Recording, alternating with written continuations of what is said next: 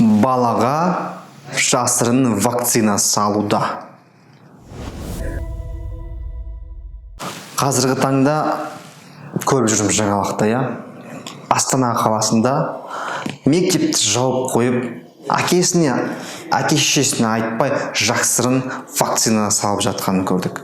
Ол вакцина не екені әлі белгісіз, бірақ видео шықты ол туралы. Мүмкін вакцина емес шығар, мүмкін басқа да шығар, бірақ видео бар, провокация бар. Осы тақырыпты сол үшін қозғайын деп жатырмыз қазір. Халық денсаулығы және денсаулық сақтау жүйесі туралы кодексіне сәйкес вакцинаны міндеттеуге тыйым салынады. Яғни балаларға да байланысты вакцина салу үшін әкесі мен шешесінің рұқсаты керек. Бірақ осы кодексте тағы да бір статья енгізіп қойған, өте хитрый статья.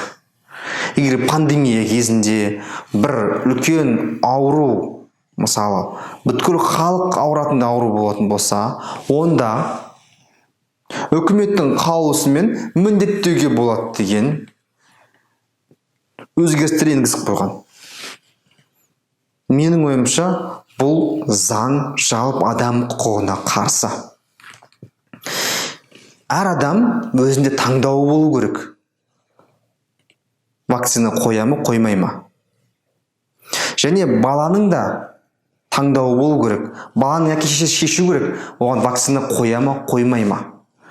Бұндай міндеттеп қоюға заңсыз деп есептеймін өзім. Қазіргі таңда видеодағы қарап отырсақ, бір комментарийда ол жазылады. Ол вакцина емес, ол манту болған дейді. Біреу айтады, жоқ, манту емес, ол вакцина дейді. Менің ойымша, манту болсын, вакцина болсын, қандай да бір екпе егер алдында әке-шешесінің рұқсатын алу міндетті. Неке және отбасы туралы кодексіне сәйкес, бала өз шешпейді сұрақтарды 16 жасқа дейін. Әке-шеше шешеді. Ол балаға кім жауапты? Әке-шешесі жауапты. Сондықтан, егер вакцина егетін болса, манту егетін болса, қандай да бір екпе болатын болса, бәрібір әке-шешесінің келісімі міндетті түрде керек. Ал сізден жасырған екен, ол жасырған үшін жаңағы ұйым, мектеп болсын, басқа да болсын ұйым жауапқа тартылу керек. Бұндай бассыздықты жол бермеу керек. Егер ондай болатын болса, видеосы бар бағана неменің. Онда прокуратураға, министерствоға, Нұротанға, президентке барлығына жеткіріп, бүткіл мына блогерларға бәріне жеткізіп жария салу керек. Өзімізді құқымыз өзіміз қорғап үйренуіміз керек. Егер біз өзімізді құқымыз өзімізді қорғамасақ, бұны жария етпесек, бұны айтпасақ, бұны талқыламасақ, осылайынан біздің құқықтарымыз тапталып жүре беретін болады. Сондықтан үндемей қалмаңыздар, өз ойларыңызды білдіріңіздер. Балаларға мәжбүрлеп вакцина салу дұрыс па, дұрыс емес па? Сіздің ойыңыз қалай? Балаға емес, кәдімгі адамға да ол мәжбүрлеп салу дұрыс па, дұрыс емес па? Қазіргі таңда көріп отырық, бізді мәжбүрлеп тастады ғой, былай айтқанда. Қазір вакцина салмасаң, жұмысқа кіре алмайсың, вакцина салмасаң, ештеңе істей алмайсың. Былай айтқанда мәжбүрлеп тастады. Соған бәріміз көніп отырмыз. Соған бәріміз білем деп айта алмаймыз ештеңе деп.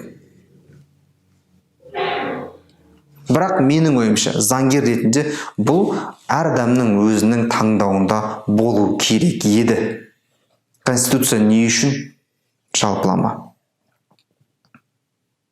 Түсінем, адамдар бар, вакцина салу керек дейтін адамдар бар. Вакцина қарсы адамдар бар.